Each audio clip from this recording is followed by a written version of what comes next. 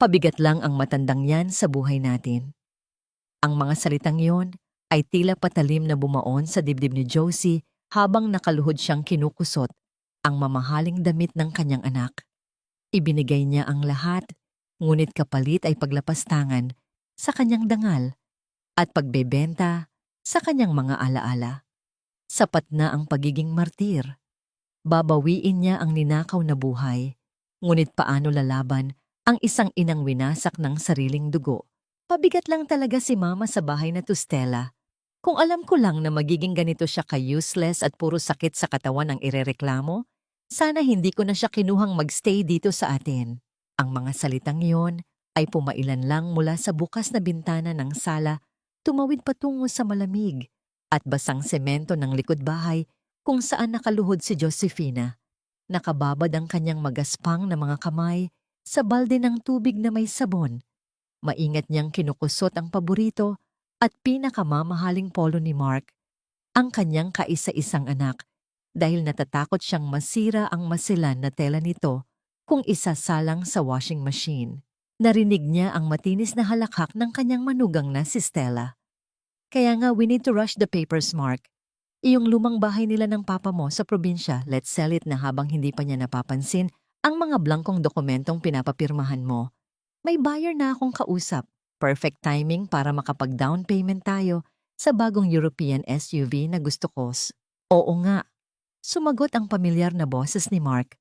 Walang kahit anong bakas ng pag-aalinlangan o konsensya.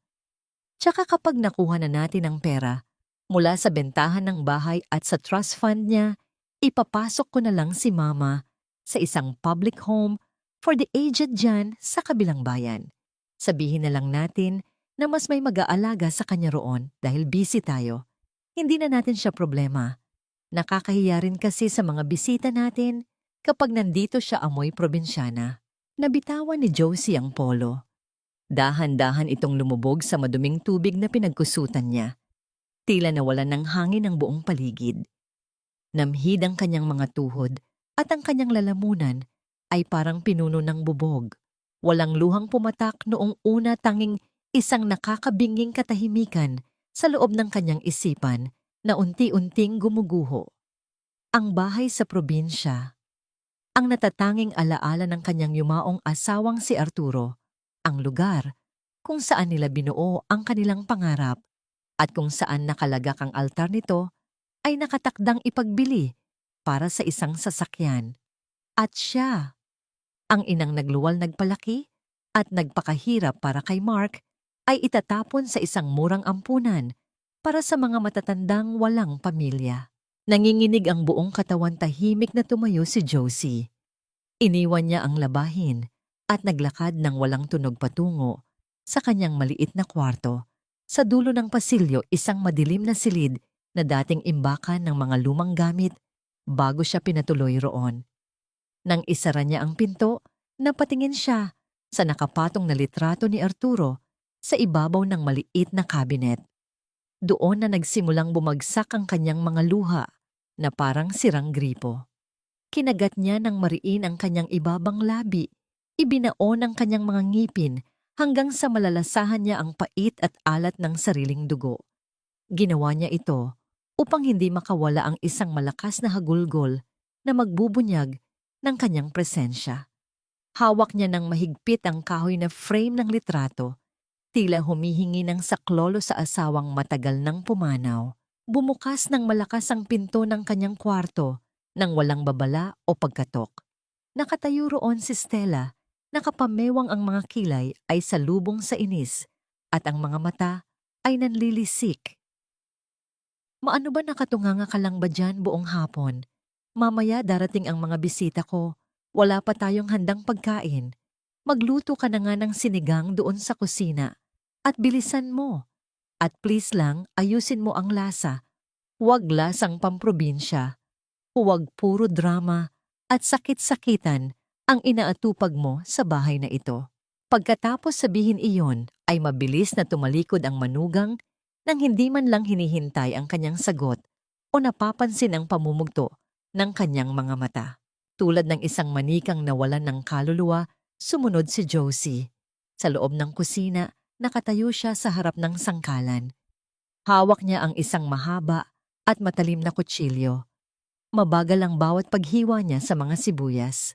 Ang kanyang mga mata ay patuloy na lumuluha, hindi dahil sa asim ng sibuyas na kanyang hinihiwa, kundi dahil sa damdaming unti-unting namamatay sa loob niya. Bawat pagbagsak ng talim sa sangkalan ay kasabay ng bawat pangarap niyang nadudurog para sa kanyang pamilya. Mula sa kanyang likuran, narinig niya ang papalapit na mga yabag. Pumasok si Mark sa kusina. Sa refleksyon ng madilim na salamin ng bintana, sa kanyang harapan, nakita ni Josie ang mukha ng kanyang anak. Nakangiti ito, maaliwalas ang perpektong imahe ng isang mabuting anak na hinahangaan ng lahat. Maang bango naman yan. Na-miss ko na talaga ang luto mo. The best ka talaga sa kusina. Malambing na sabi ni Mark, isang matamis na kasinungalingang mas matalim pa sa patalim na hawak niya. Humigpit ang hawak ni Josie sa puluhan ng kutsilyo. Napatigil siya sa paghiwa at nakatingin lamang sa kislap ng bakal na tumatagos sa liwanag ng kusina. Isang maling galaw, isang pagpihit ng kanyang katawan at maaari niyang baguhin ang lahat ng naratibo. Naramdaman niya ang init ng presensya ng kanyang anak. Sa kanyang likuran ang anak na nagpaplanong itapon siya na parang isang basahan. Paano nga ba pipigilan ng isang ina ang pagdurugo ng kanyang puso kung ang mismong sumaksak nito ay ang anak na minsang tumibok sa loob ng kanyang sinapupunan? Ang bawat tunog ng metal na tumatama sa porselana ng mga pinggan ay tila isang babala na umaalingaw-ngaw sa loob ng tahimik na silid kainan. Nakaupo si Josefina sa dulo ng mesa, ang kanyang mga kamay ay nakapatong sa kanyang kandungan, pilit na pinipigilan ang panginginig na nagsisimula sa kanyang mga daliri hanggang sa kanyang buong kalamnan. Sa gitna ng hapag ay ang mangkok ng sinigang na kanyang pinaghirapang ihanda, ang usok nito ay dahan-dahang pumapaitaas. Ngunit para kay Josie, ang bango ng asim at sahog nito ay tila amoy ng isang nagbabadyang trahedya. Sumalok ng sabaw si Stella, ang kanyang mga kuko na may matingkad na pulang pintura ay kumikinang sa ilalim ng ilaw ng chandelier. Pagkatikim sa unang subo, agad niyang ibinaba ang kutsara nang may puwersa sapat na upang magsaboy ng kaunting sabaw sa malinis na mantel. Ang kanyang mukha ay namuo sa isang ekspresyon ng matinding pandidiri, habang ang kanyang mga mata ay matalas na bumaling kay Josie.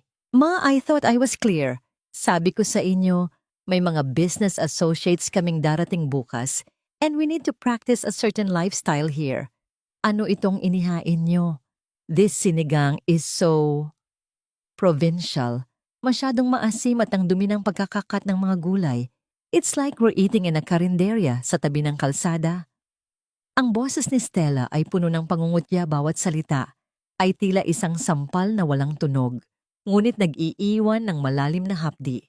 Napayuko si Josie, ang kanyang paningin ay nakapako sa kanyang sariling pinggan na wala pang laman. Naramdaman niya ang pagsikip ng kanyang dibdib, isang pamilyar na bigat na tila isang batong nakadagan sa kanyang hininga. "Pasensya ka na, Stella. Akala ko kasi ito ang paborito ni Mark noon sa probinsya." Mahina niyang sagot, ang kanyang boses ay halos isang bulong na lamang sa gitna ng malamig na kapaligiran.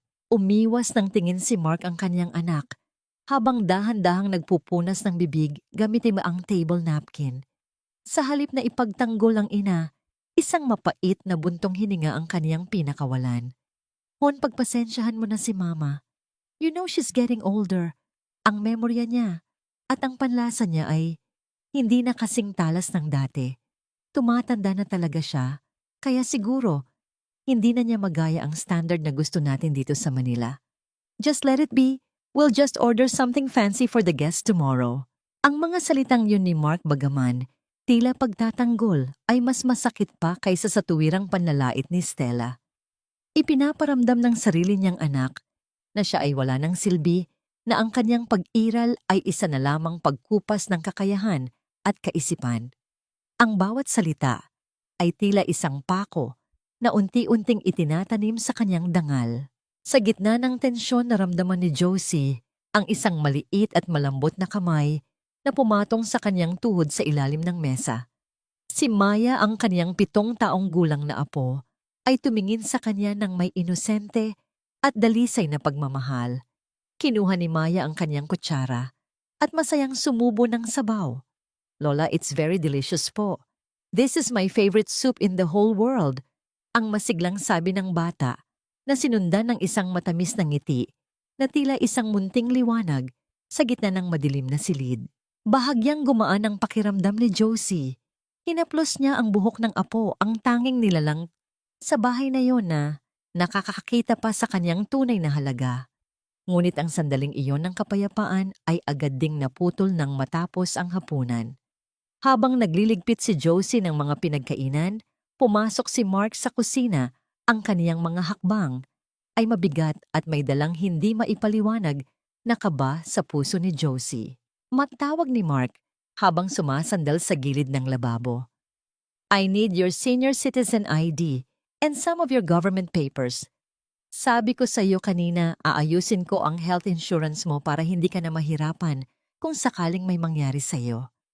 Alam mo naman, gusto ko lang siguraduhin na protected ka dahil tumatanda ka na talaga." Dahan-dahang kinuha ni Josie ang kanyang luma at kupas na pitaka mula sa bulsa ng kanyang duster. Inilabas niya ang kanyang ID. Ang kanyang mga kamay ay bahagyang nanginginig habang iniabot ito sa anak. Sa sandaling iyon, habang binubuksan ni Mark ang kanyang sariling mamahaling wallet upang ilagay ang ID ng ina, isang maliit na puting card ang bahagyang lumabas mula sa isang siwang. Nanigas ang buong katawan ni Josie. Malinaw niyang nabasa ang mga salitang nakalimbag sa card na yon sa ilalim ng liwanag ng kusina. Laguna Heritage Properties, Real Estate Agency. Ang kanyang puso ay tila tumigil sa pagtibok. Iyon ang ahensyang namamahala sa mga lupain at lumang bahay sa kanilang probinsya, ang bahay na itinuturing niyang huling kanlungan. Kinuha ni Mark ang ID nang hindi tumitingin sa kanyang ina. Ang kanyang mga mata ay nakatuon lamang sa kung paano niya itatago ang mga dokumentong hawak niya.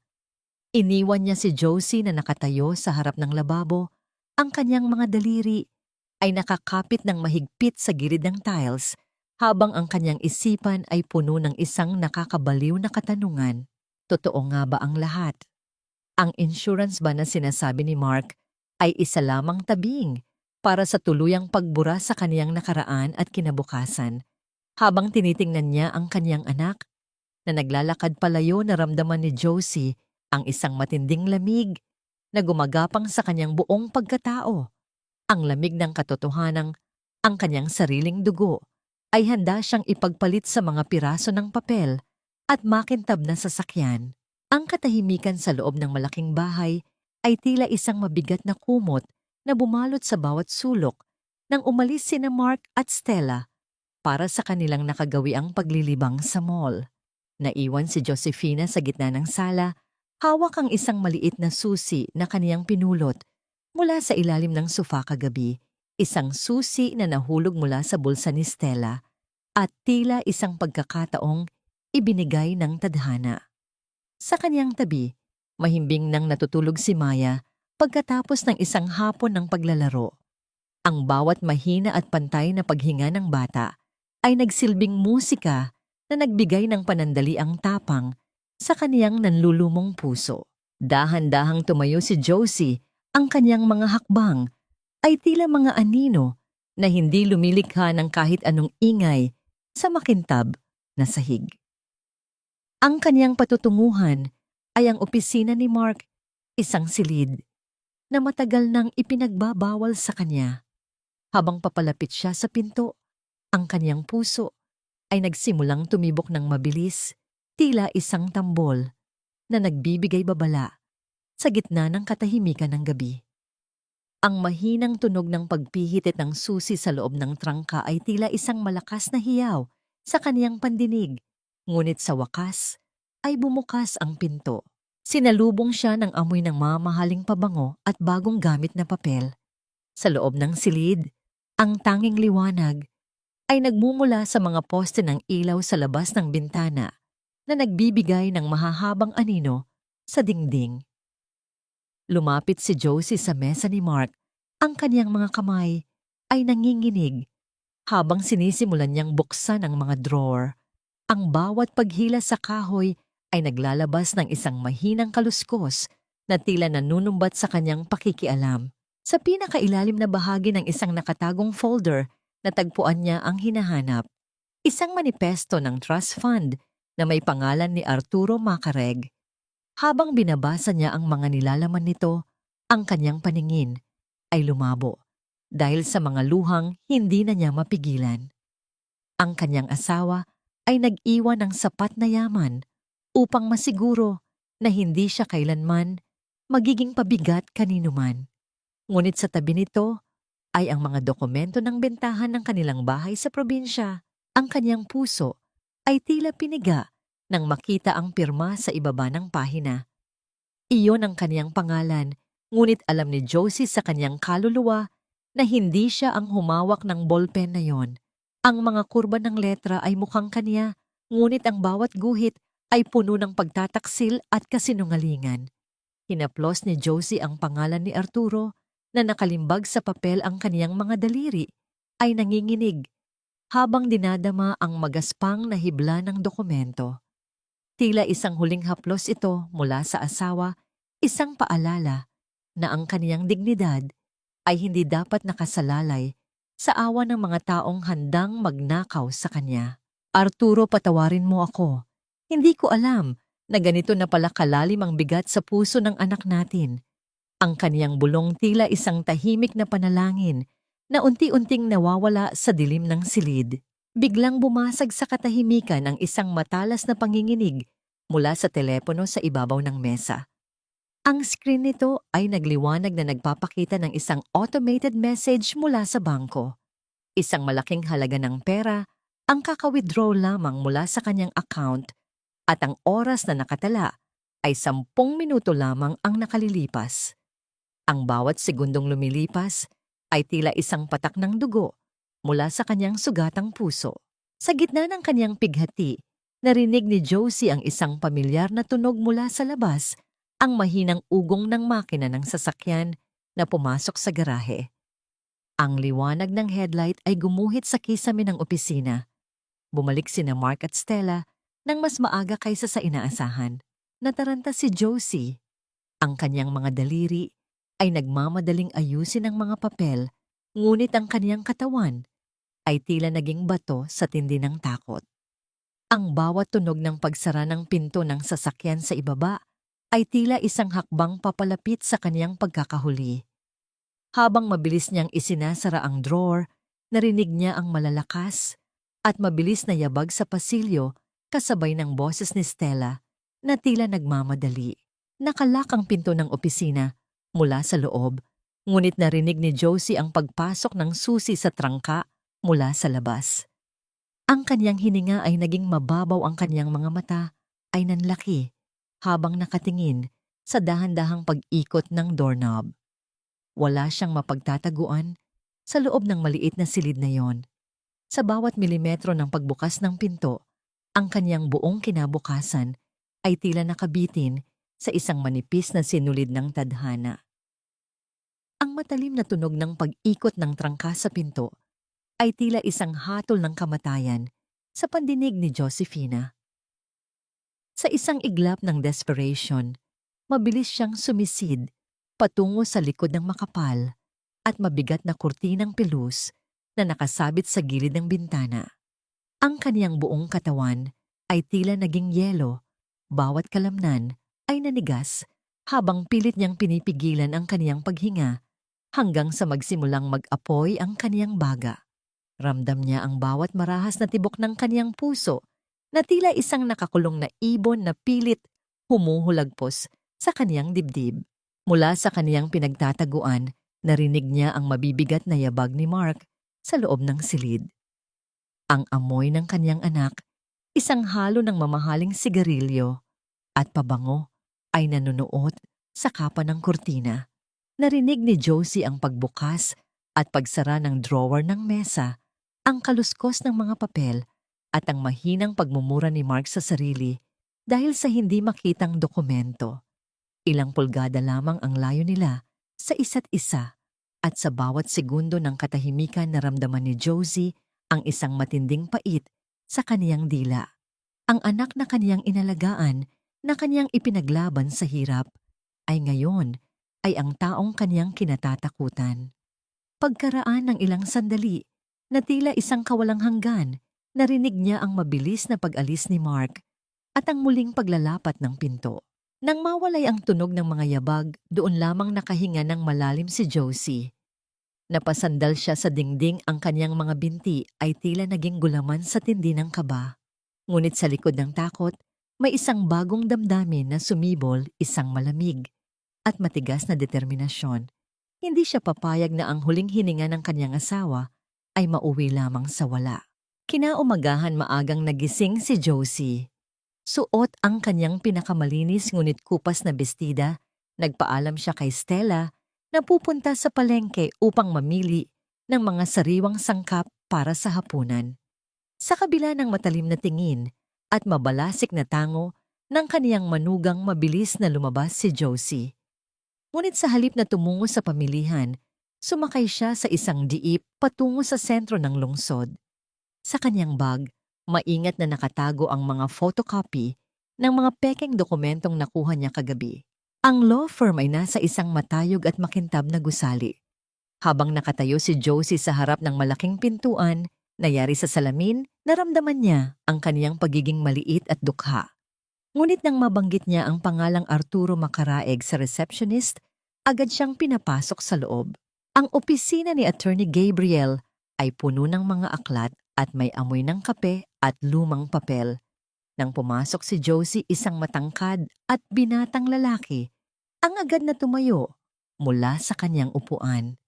Ang kanyang mga mata ay nanlaki sa gulat bago ito napalitan ng isang malalim at tapat na paggalang.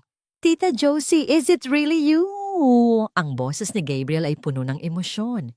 Lumapit siya at kinuha ang magaspang na kamay ni Josie upang isagawa ang pagmamano. "Kung hindi po dahil sa scholarship na ibinigay ni Tito Arturo, wala po ako rito ngayon. I have been looking for you po simula nang mabalitaan ko ang pagpanaw niya." Hindi mapigilan ni Josie ang pag-agos ng kanyang mga luha. Ang init ng pagtanggap ni Gabriel ay tila isang gamot sa kanyang sugatang kaluluwa. "Gabriel, iho, wala na akong ibang matatakbuhan." Ang kaniyang hikbi na pilit niyang pinipigilan. Inilatag ni Josie ang mga dokumento sa mesa. Habang binabasa ni Gabriel ang mga ito, unti-unting nagbago ang ekspresyon ng kanyang mukha. Ang kanyang panga ay nagpangalit at ang kanyang mga mata ay nag-apoy sa galit. "This is forgery, tita. Malinis na pandaraya ito. Hindi ko akalain na magagawa ito ni Mark sa inyo pagkatapos ng lahat ng sakripisyo ninyo." Hinawakan ni Gabriel ang kamay ni Josie, ang kanyang tinig ay naging mahinahon ngunit puno ng paninindigan. "Tita Josie, makinig po kayo sa akin. We can file a case for fraud, forgery, and even elder abuse. Ngunit kailangan po nating mag-ingat. Mark is desperate for money. We need more evidence of where the money is going para hindi sila makatakas." "Anong dapat kong gawin, Gabriel?" Tanong ni Josie, ang kaniyang boses ay nanginginig. "Bumalik po kayo sa bahay. Magpanggap po kayo na wala kayong alam sa loob ng ilang linggo. Phase 2 is gathering information on their bank transfers. I need you to be strong, tita. Ako po ang magiging kalasag ninyo. Utang ko po ang buhay ko kay Tito Arturo at hindi ko hahayaang tapakan nila ang dangal ninyo." Ang pag-uwi ni Josie ay puno ng mabigat na dalahin. Ang kanyang puso ay nahahati sa pag-asa at takot. Pagpasok niya sa gate ng bahay, sinalubong siya ng isang tanawing nagpatigil sa tibok ng kanyang puso.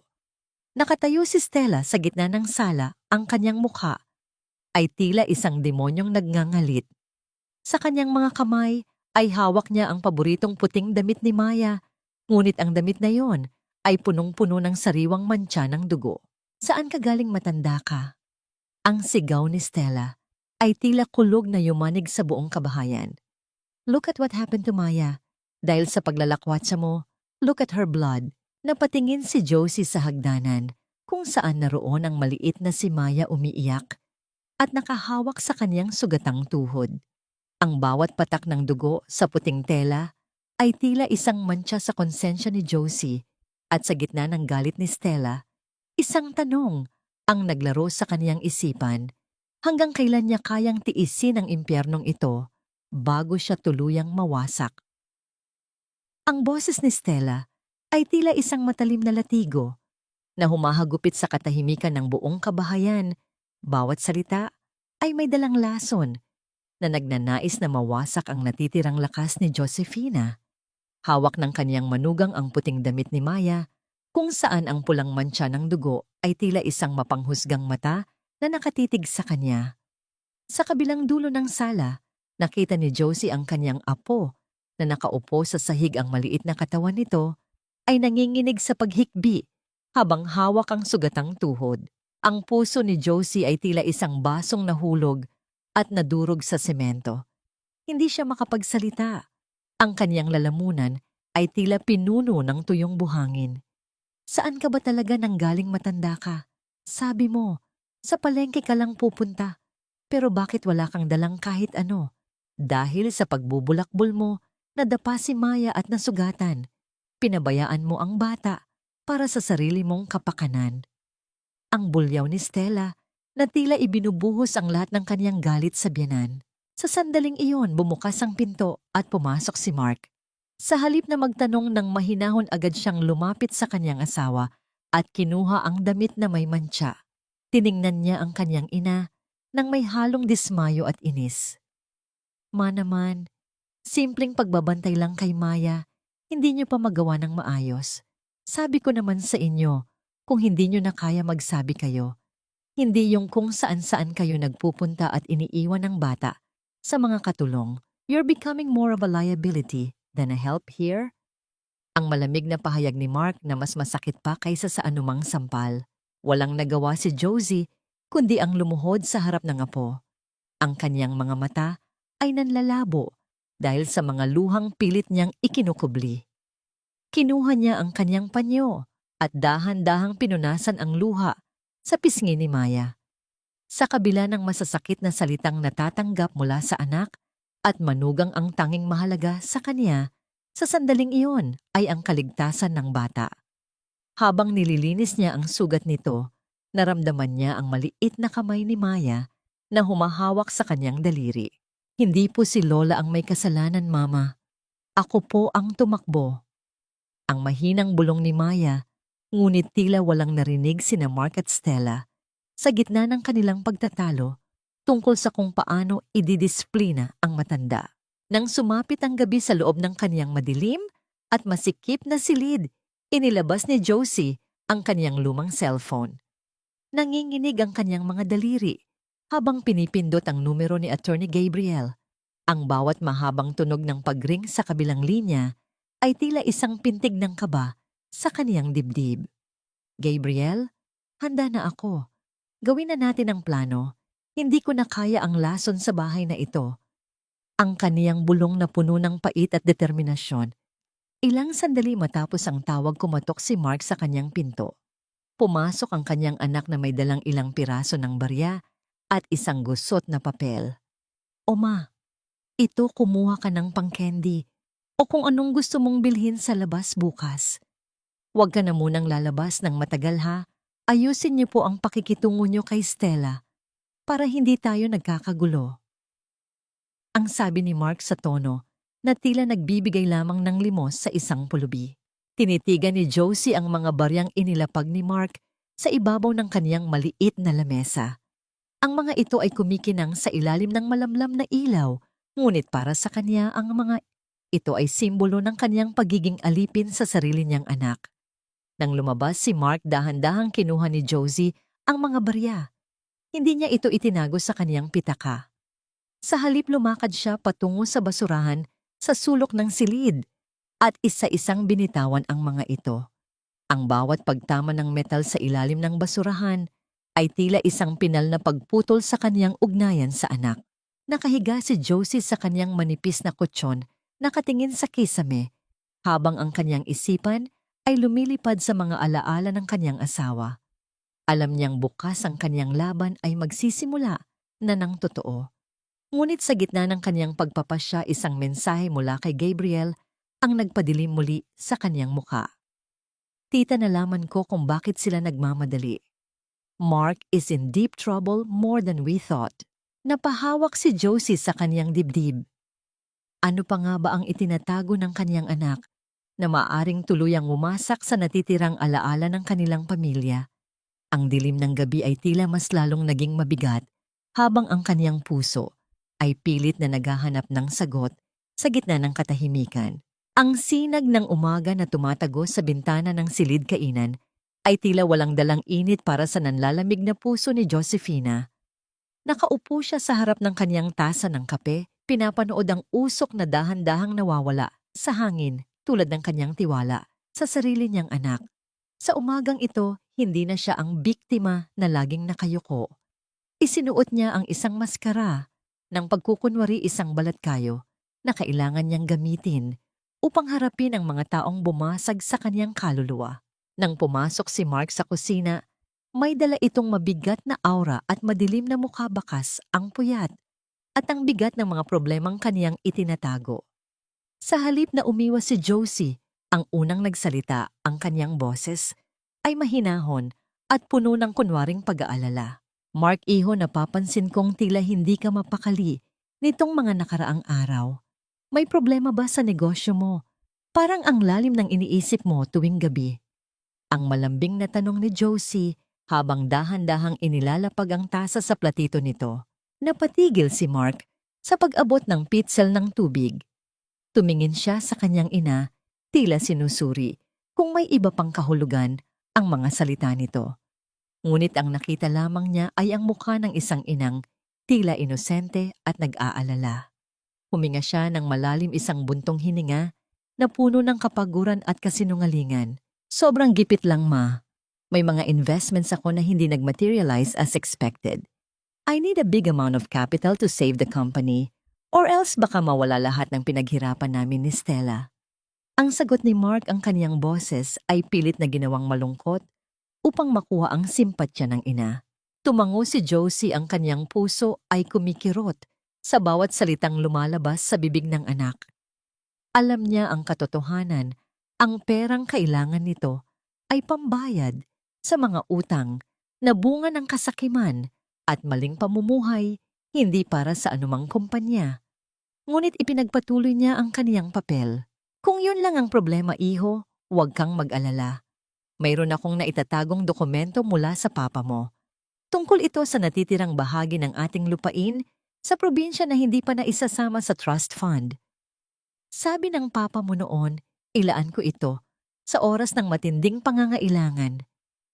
Ang pagsisinungaling ni Josie, ang kaniyang mga daliri, ay mahigpit na nakakapit sa gilid ng mesa. Sa isang saglit, ang dilim sa mga mata ni Mark ay napalitan ng isang nakasisilaw na kislap ng pag-asa at kasakiman. Agad siyang lumapit sa kanyang ina at hinawakan ang mga kamay nito. Matotoo ba? Bakit ngayon niyo lang sinabi? That would be more than enough to save us. Can I see the papers? Dahan-dahang kinuha ni Josie ang isang folder mula sa kaniyang kandungan at inilapag ito sa mesa. Iyon ang dokumentong inihanda ni Attorney Gabriel, isang dokumentong mukhang legal at opisyal, ngunit sa katotohanan ay isang bitag na magtatali sa mga kamay ni Mark sa batas. Habang binubuksan ni Mark ang folder, narinig ni Josie ang mabilis na pagpasok ni Stella sa kusina. Tila may radar ang kanyang manugang pagdating sa usaping pera. Is that for real? Ang tanong ni Stella, ang kaniyang mga mata ay nanlalaki habang nakatingin sa mga papel. Isang matalim at puno ng kagalakang ngiti ang gumuhit sa kaniyang mga labi. You see, Mark, sabi ko sa'yo, si Mama ay hindi tayo pababayaan. Thank you so much, Ma. You're a lifesaver. Niyakap ni Mark ang kaniyang ina, isang yakap na dapat sana ay puno ng pasasalamat. Ngunit para kay Josie, ang yakap na yon ay malamig pa sa bangkay. Ramdam niya ang panginginig ng sariling katawan habang ang kanyang anak ay bumubulong ng mga salita ng huwad na pagmamahal. Nakita niya sa likuran ni Mark ang tingin ni Stella, isang tingin ng isang ahas na nakahanap na naman ng biktima. Nang ilabas ni Mark ang kanyang ballpen upang pirmahan ang pagtanggap ng dokumento, bigla siyang napatigil. Ang kanyang mga mata ay dahan-dahang sumingkit habang sinusuri ang ayos ng mga letra at ang selyo sa ibaba ng pahina. Ang kanyang daliri ay dahan-dahang humaplos sa hibla ng papel, tila may napapansin siyang hindi tama. Ang bawat tibok ng puso ni Josie ay tila isang tambol na nagbibigay ng babala sa kaniyang dibdib. Ang pawis ay nagsimulang mamuo sa kaniyang noo sa kabila ng lamig ng aircon. Ang katahimikan sa kusina ay naging kasing bigat ng isang bundok, habang ang tanging tunog na naririnig ay ang mahina at pantay na paghinga ni Mark. Mama. Ang mahinang tawag ni Mark ang kaniyang boses ay naging seryoso at puno ng pagdududa. Iniangat niya ang kanyang paningin at tinitigan ng diretso si Josie. Saan niyo po talaga nakuha ang kontratang ito? Bakit tila iba ang format nito sa mga dokumentong karaniwang pinapirmahan ko sa inyo? Ang tanong na yon ay tila isang patalim na itinutok sa lalamunan ni Josie. Sa gitna ng kanyang kaba, naramdaman niya ang kislap ng bakal sa kanyang isipan. Alam niyang isang maling sagot lamang at tuluyan ng masisira ang lahat ng kaniyang pinagplanuhan. Ang kaniyang mga labi ay nanginginig habang ang kaniyang isipan ay mabilis na naghahanap ng paraan upang makalusot sa matalas na paningin ng kaniyang sariling dugo. Ang matalas na titig ni Mark ay tila isang sumisid na agila na naghahanap ng anumang butas sa kwento ng kaniyang ina. Ang pawis sa noo ni Josefina ay nagsimulang mamuo malamig at malagkit habang ang bawat segundo ng katahimikan sa pagitan nila ay tila isang mahabang oras ng paghuhukom. Ngunit sa ilalim ng kaniyang takot, may isang bagong lakas na nagmula sa kaniyang pagnanais na mabigyan ng katarungan ang alaala ni Arturo. Mabilis na nag-isip si Josie, pinanatili niyang kalmado ang kaniyang mukha at bahagyang pinalabo ang kaniyang mga mata upang magmukhang mas matanda at mas mahina kaysa sa katotohanan. Naku iho, pasensya ka na. Humingi kasi ako ng tulong sa isang matandang clerk doon sa munisipyo noong huling uwi ko sa probinsya. Alam mo naman ang mata ko malabo na sa maliliit na letra ng mga orihinal na kontrata, kaya ipinagawa ko sa kanya sa mas malaking font para mabasa ko ng maayos bago ko ibigay sa'yo. Ayaw ko namang magkamali at baka hindi niyo mapakinabangan. Ang kaniyang boses ay nanginginig ng bahagya, sapat lamang upang magmukhang totoo ang kaniyang pag-aalala. Tumingin si Mark kay Stella na tila nawawalan na ng pasensya dahil sa tagal ng usapan. Sa huli, dahil sa kadesperaduhan sa pera at sa pagnanais na makuha agad ang kapital, para sa kaniyang mga utang, binitiwan ni Mark ang kaniyang pagdududa. Mabilis niyang inilapat ang bolpen sa papel at mabilis na lumikha ng mga guhit ng kaniyang pirma. Ang kislap ng kagalakan sa kaniyang mga mata ay tila isang saksak sa puso ni Josie. Hindi alam ni Mark na ang pirmang iyon ay hindi ang kaniyang kaligtasan, kundi ang kaniyang sariling rehas. Salamat ma, you're the best talaga. Hayaan niyo kapag naayos na ang lahat, ibibili kita ng mga bagong gamit. Ang sabi ni Mark, habang mabilis na isinisilid ang folder sa kaniyang mamahaling bag. Pagkatapos ay mabilis silang umalis ni Stella.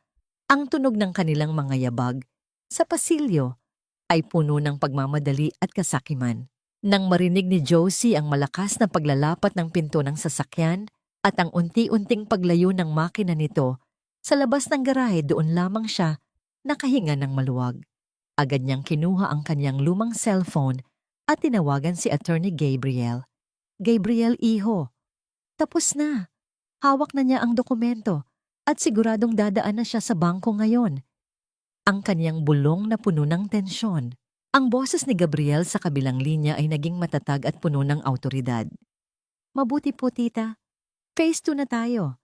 Ang pirma nyo sa papel na yon ay nagsisilbing formal na utos sa bangko na i-freeze o ilak ang lahat ng accounts na konektado sa trust fund ni Tito Arturo dahil sa kahina-hinalang aktibidad. Simula sa oras na ito, wala nang mailalabas na sentimo si Mark mula sa pera ninyo.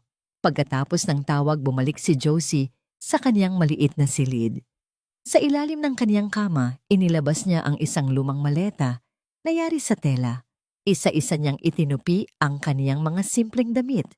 Hindi siya nagdala ng marami, tanging ang mga mahahalagang bagay lamang na kaniyang pag-aari bago pa siya tumira sa impyernong ito. Sa kaniyang mga kamay ay hawak niya ang isang lumang panyo na bordado ng kaniyang mga inisyal, isang regalo mula kay Arturo noong kanilang kabataan. Hinaplos niya ang borda, ang kaniyang mga daliri ay nanginginig habang ang kanyang puso ay napupuno ng hiyaw ng katarungan. Ito na ang huling hapon na mananatili siya sa bahay na ito bilang isang alila.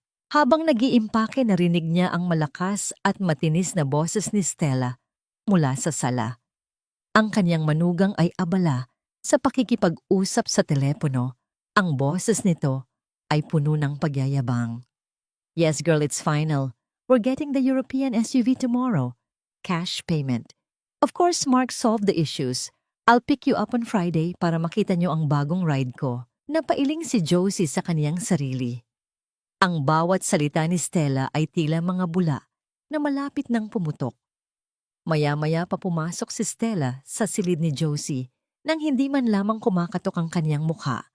Ay tila isang reyna na nag-uutos sa kaniyang katulong. "Matimplahan mo nga ako ng kape. Yung matapang ha, and make it quick. May mga appointments pa ako mamaya." Sa unang pagkakataon sa loob ng maraming buwan, hindi sumagot si Josie. Hindi siya tumayo. Ipinagpatuloy lamang niya ang pagtutupi ng kaniyang panyo nang may katagalang tila hindi niya naririnig ang boses sa kaniyang likuran. Ang katahimikan ni Josie ay tila isang malakas na sampal sa hangin. "Mabinggi ka na ba?" Ang sigaw ni Stella, ang kaniyang boses ay naging matalas at puno ng inis. "Sabi ko kape." Tumingin si Josie kay Stella, ang kaniyang mga mata ay hindi nakakikitaan ng takot o pagsuko. Isang malamig at payapang titig ang ibinigay niya sa kaniyang manugang bago siya muling tumalikod at itinuloy ang kaniyang ginagawa. Ang kaniyang katahimikan ay puno ng awtoridad na hindi pa kailanman nakikita ni Stella. Bago pa man makapagsalita muli ang kaniyang manugang, ang katahimikan ng bahay ay bumasag ng isang malakas at mahabang tunog mula sa cellphone ni Stella. Ang screen nito ay nagliwanag na nagpapakita ng pangalan ng car dealership. Mabilis na sinagot ni Stella ang tawag, ang kaniyang mukha ay puno ng ngiting tagumpay na sa loob lamang ng ilang segundo ay dahan-dahang naglaho at napalitan ng matinding pamumutla. "What, anong ibig ninyong sabihin na tumalbog ang tseke? That's impossible." Ang sigaw ni Stella, ang kaniyang boses ay nagsimulang manginig habang ang kaniyang mga mata ay nanlalaki sa gulat. "Mark just signed the transfer. Bakit hindi niyo ma-process ang payment?" Ang bawat salitang lumalabas sa bibig ni Stella ay tila musika sa pandinig ni Josie.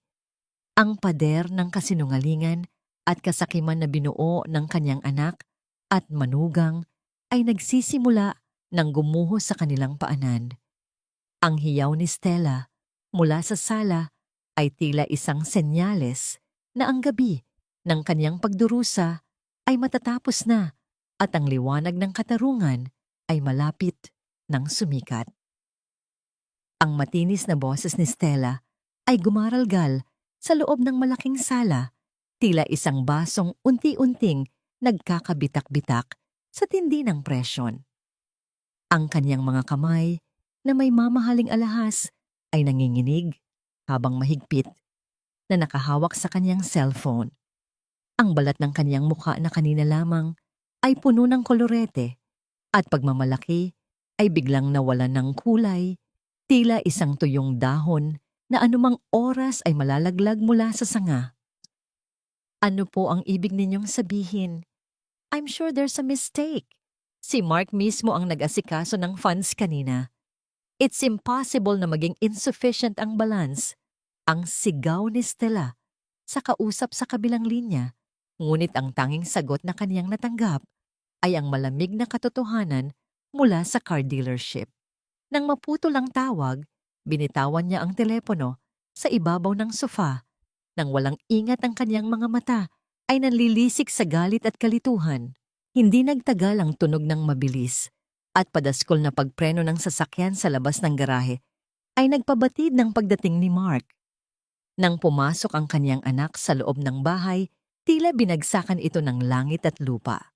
Ang kanyang polo na kanina ay maayos, na pinaplansa ni Josie ay ngayon ay gusot-gusot na, ang kanyang buhok ay magulo, at ang kanyang mga mata ay puno ng takot na pilit ikinukubli ng galit.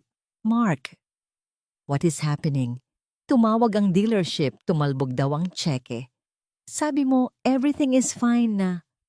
Ang pagsalubong ni Stella ang kanyang boses ay tila isang sirena na nagbibigay ng babala sa buong kabahayan. Napahawak si Mark sa kanyang sentido. Ang kanyang mga balikat ay nakasagsag sa bigat ng problemang hindi niya maipaliwanag. I don't know, Stella. Pagpunta ko sa bangko, sinabihan ako na nakahold ang lahat ng accounts na may kinalaman sa trust fund. Hindi ko ma-access kahit ang personal savings ko na nakalink doon. Sinasabi nila, may suspicious activities daw. Dito na nagsimula ang isang matinding sagutan sa pagitan ng mag-asawa. Ang sala na dati ay puno ng tawanan ng kanilang mga kaibigang elite ay ngayon ay naging arena ng sisihan. Itinuro ni Stella ang kawalan ng kakayahan ni Mark, habang isinusumbat naman ni Mark ang luho at mga utang sa sugal ng asawa na siyang dahilan kung bakit sila naghahabol sa pera. Sa gitna ng kaguluhang ito, dahan-dahang lumabas si Josefina mula sa kanyang silid. Bit-bit niya ang isang maliit na tasang seramika na naglalaman ng mainit na tsa. Ang bango ng mansanilya ay dahan-dahang humahalo sa mainit na tensyon sa paligid. Sa halip na matakot o magtago, kalmado siyang lumakad patungo sa kanyang paboritong upuan sa sulok ng sala. Nang mapansin ni Stella ang presensya ng biyenan, tila nakahanap siya ng mapagbubuntunan ng kaniyang nag-aapoy na galit. At ikaw, ano pang tinitingin-tingin mo dyan? Nakikita mo nang nagkakagulo kami rito. Magagawa mo pang uminom ng tsa. Get out! Umalis ka sa harap namin. Wala kang kwentang maitutulong sa problema namin. Ang bulyaw ni Stella, ang kaniyang daliri, ay nakaturo sa pintuan ng pasilyo. Ngunit sa unang pagkakataon, hindi tumayo si Josie. Hindi siya yumuko. Nanatili siyang nakaupo nang tuwid ang kanyang mga mata ay payapang nakatingin sa nagngangalit na manugang. Itinaas niya ang tasa sa kaniyang mga labi at dahan-dahang humigop ni Nanamnam ang bawat init at pait ng tsaa na tila sumisimbolo sa kanyang tagumpay. Ang katahimikan ni Josie ay tila isang pader na hindi matitibag ng anumang sigaw ni Stella. Sabi ko, umalis ka. Ang muling sigaw ni Stella, ngunit hinawakan siya ni Mark sa braso. Hayaan mo na siya, Stella. May mas malaking problema tayo. Ang pabalik na sigaw ni Mark. Pupunta ako sa bangko bukas na bukas din. Kakausapin ko ang manager. I'm sure it's just a system error or something. Hindi pwedeng mawala ang pera ni Papa nang ganoon na lang. Napatingin si Josie sa kanyang anak. Nakita niya sa mga mata ni Mark ang kadesperaduhan ng isang taong nalulunod at pilit kumakapit sa patalim. Isang malalim na awa ang kanyang naramdaman, hindi dahil sa kawalan nito ng pera, kundi dahil sa kawalan nito ng dangal at pagmamahal sa sariling magulang. Nang sumapit ang dapit hapon ang katahimikan ng bahay, ay muling bumasag sa pamamagitan ng malalakas at sunod-sunod na katok sa malaking pintuan sa harapan. Hindi ito ang katok ng isang bisita, kundi ang katok ng isang taong may dalang awtoridad. Nagkatinginan sina Mark at Stella, ang kaniyang anak, ay dahan-dahang lumapit sa pinto habang nanginginig ang mga kamay. Nang bumukas ang pinto, tumambad sa kanila Ang isang lalaking matangkad suot, ang isang maayos na suit at may hawak na folder. Sa likuran niya ay 2 opisyales mula sa barangay na may seryosong mga mukha. Ang liwanag mula sa labas ay tumama sa salamin ni Attorney Gabriel na nagbibigay sa kanya ng isang aura ng katarungan. "Good afternoon!" Ang boses ni Gabriel ay malakas at matatag umaalingaw-ngaw sa buong sala. "I am Attorney Gabriel Santos, the legal counsel of Mrs. Josefina Macareg. We are here to serve a formal notice regarding the legal actions taken against the management of the Macareg Trust Fund." Ang tasa ng tsaa sa kamay ni Josie ay naglabas ng huling usok nito habang nakatingin siya sa kaniyang anak na ngayon ay tila isang estatwang hindi makagalaw sa gulat. Ang katarungan na matagal niyang ipinagdasal ay sa wakas ay narito na nakatayo sa kanyang pintuan, handang buksan ang lahat ng lihim na kaniyang itinago sa loob ng mahabang panahon.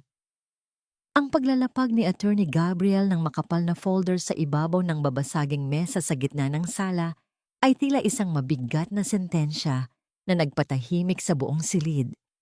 Ang mga opisyal ng barangay na kasama niya ay tumayo sa gilid tahimik at nagmamasid bilang mga saksi sa katotohanang matagal nang ibinaon sa kasinungalingan.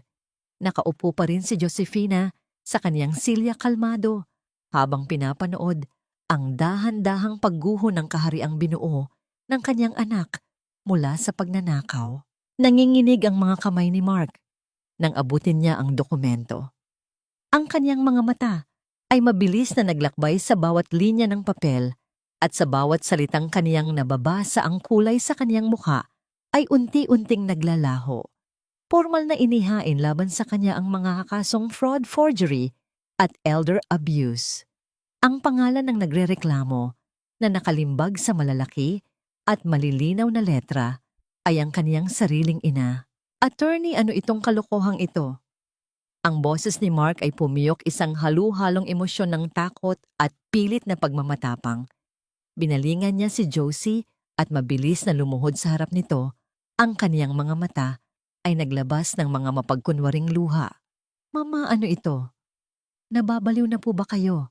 Bakit niyo ako kinakasuhan ng ganito? Sinisiraan niyo ang sarili ninyong pamilya. Gusto niyo ba akong makulong dahil lang sa mga gawa-gawa niyong kwento?"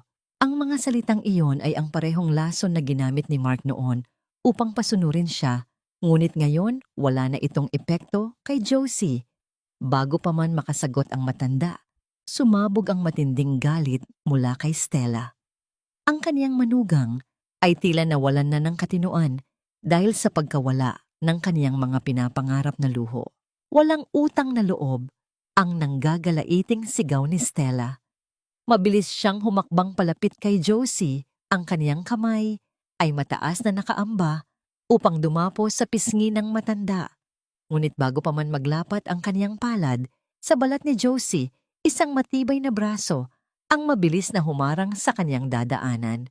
Mahigpit na hinawakan ni Gabriel ang pulso ni Stella at madiin itong itinulak palayo. "Subukan mong saktan ang kliyente ko sa harap ng mga awtoridad at idaragdag ko ang pisikal na pananakit sa mga kaso ninyo." Ang malamig at nagbabantang babala ni Gabriel. Sa gitna ng tensyon, dahan-dahang inilapag ni Josie ang kanyang tasa ng tsa. Ginamit niya ang magkabilang hawakan ng silya upang tulungan ang sarili na tumayo. Ang kanyang likod na matagal nang nakakuba dahil sa bigat ng kalungkutan at pang-aabuso ay ngayon ay tuwid na tuwid. Ang kaniyang pagtayo ay tila pagbabalik ng kanyang nawalang kabataan at dangal. Wala nang bakas ng takot sa kanyang mga mata. Ang naroon lamang ay ang malinaw at dalisay na apoy ng isang inang napukaw mula sa mahabang pagkakahimbing. "Hindi ako baliw, Mark." Ang boses ni Josie ay matalim malinaw at may angking kapangyarihan na umalingaw-ngaw sa buong sala. "Hindi ako bingi at lalong hindi ako tanga. Narinig ko lahat. Nakita ko lahat." Napaatras si Mark, ang kaniyang mga luha ay biglang tumigil sa pag-agos nang marinig ang tono ng kaniyang ina. "Narinig ko ang lahat ng plano ninyo habang nakaluhod ako sa malamig na semento, kinukusot gamit ang sarili kong mga kamay ang paborito mong mamahaling polo dahil ayaw mong masira sa makina. Patuloy ni Josie ang kanyang paningin ay tumagos sa kaluluwa ng kanyang anak. Narinig ko kung paano niyo ako tawaging pabigat. Kung paano niyo pinlanong ibenta ang bahay na pundasyon ng pagmamahal namin ng papa mo para lang ipambili ng bagong kotse ng asawa mo. At ang pinakamasakit sa lahat narinig ko, kung paano mo planong itapon ang inang nagluwal sa'yo sa isang bahay ampunan para sa mga matatanda para tuluyan na akong mabulok at hindi na maging sagabal sa inyo. Ang paglapat ng mga tuhod ni Mark sa malamig na marmol ng sahig ay sumabay sa kaniyang tuluyang panghihina. Nakayuko siya hindi dahil sa pagsisisi sa kaniyang mga nagawa, kundi dahil sa matinding katotohanan na wala na siyang kawala. Alam niyang hawak na ng batas ang kaniyang mga pekeng dokumento at ang yamang kaniyang inasam ay tuluyan ng naglaho. Ngunit si Stella ay hindi pa handang sumuko nang maramdaman niyang wala na silang panlaban sa usaping legal at pinansyal. Isang mapanganib na ideya ang naglaro sa kanyang isipan. Ang kanyang mukha ay namula sa matinding puot at isang nakakikilabot ng ngiti ang sumilay sa kanyang mga labi. Nagbanta siya na may hawak pa siyang isang alas na wawasak sa puso ni Josie. Mabilis na tumalikod si Stella at mabilis na humakbang paakyat sa kahoy na hagdanan. Ang kaniyang mga yabag ay mabibigat at puno ng pagmamadali. Ilang sandali lamang ay bumalik siya sa tuktok ng hagdan. Hila-hila ang maliit at umiiyak na si Maya. Mahigpit ang hawak ni Stella sa braso ng bata. Ginagawa itong isang inosenteng panlaban laban sa hustisya. Gusto mo kaming ipakulong? Sige, gawin mo. Ang hamon ni Stella, ang kaniyang boses, ay punong-puno ng desperasyon at kasamaan. Pero tandaan mo, matanda ka. Kami pa rin ang legal na magulang ng batang ito. Kapag itinuloy mo ang kaso, ilalayo ko si Maya sa'yo. Sisiguraduhin kong sa buong buhay mo, hindi mo na masisilayan kahit anino ng apo mo. Ang bawat paghikbi ni Maya na nanghihingi ng saklolo sa kaniyang lola ay tila isang patalim na dahan-dahang hinihiwa ang dibdib ni Josie na nag-iwan sa kanya sa pinakamahirap na sangandaan ng kanyang buhay. Ang bawat hikbi ni Maya ay tila isang patalim na dahan-dahang humihiwa sa katinoan ni Josefina. Ang mga luha ng bata na pumapatak sa makintab na sahig ng sala ay nagsilbing mga saksi sa kawalang hiyaan ng sarili niyang mga magulang. Nakatayo si Stella sa tuktok ng hagdan, ang kaniyang mga kuko ay nakabaon sa maliit na braso ng bata, habang ang kanyang mukha ay namumula sa desperasyon ng isang taong huling-huli na sa kanyang mga kasalanan. Napatigil si Josie sa gitna ng sala. Ang kanyang mga kamay ay nanginginig at ang kanyang puso ay tila isang ibon na pilit kumakawala sa kanyang dibdib dahil sa tindi ng sakit. Sa sandaling iyon, nakita ni Mark ang kanyang pagkakataon. Dahan-dahan siyang tumayo mula sa kanyang pagkakaluhod, pinapahiran ang kanyang mga mata habang muling isinusuot ang maskara ng isang mapagkumbabang anak. Mamakinig po kayo sa akin. Ang boses ni Mark ay naging malambing, isang tono na matagal nang ginagamit upang paikutin ang kalooban ng ina. Ayaw niyo namang lumaki si Maya na malayo sa inyo, di ba? Sige na po, iurong niyo na ang kaso. We can't forget all of this. Hahayaan ka naming manatili rito sa bahay. Ikaw na ang bahala kay Maya. Ikaw ang mag-aalaga sa kanya. Basta ibalik mo lang ang kontrol ng trust fund sa amin. It's a win-win situation, Ma. Magiging buo uli ang pamilya natin. Ang mungkahi ni Mark ay tila isang matamis na lason na dahan-dahang ibinubuhos sa sugatang puso ni Josie. Isang alok na maging yaya sa sariling apo, kapalit ng kaniyang katarungan at lahat ng yaman na iniwan ni Arturo. Tumingala si Josie kay Maya at ang pagkikita ng kanilang mga mata ay nagdulot ng isang matinding kirot na tila bumasag sa kaniyang natitirang lakas. Nakita niya ang takot sa mga mata ng bata, ang parehong takot na kaniyang naramdaman sa loob ng maraming buwan. Ngunit sa gitna ng kaniyang pag-aalinlangan, tila narinig ni Josie ang isang pamilyar na tinig sa kaniyang alaala. Ang tinig ni Arturo noong huling gabi nila sa probinsya. Josie, wag mong hahayaang tapakan ng dangal mo kahit ng sarili nating dugo. Ang pag-ibig ay hindi dapat maging dahilan ng pang-aalipin. Huminga ng malalim si Josie. Ang kaniyang paningin ay tumalim habang dahan-dahang humahakbang palapit sa hagdanan. Mark, akala mo ba ay mabibili mo pa rin ako? Akala mo ba ay sapat na ang makita ko si Maya para pumayag akong maging alila nyo? Alila nyo habang buhay. Mabilis na sumingit si Attorney Gabriel, ang kaniyang boses ay puno ng awtoridad at babala. Stella, bitawan mo ang bata. Ang ginagawa mo ay hindi lamang pananakot. Ito ay child endangerment at psychological abuse. Nakikita ng mga opisyal ng barangay ang ginagawa ninyo.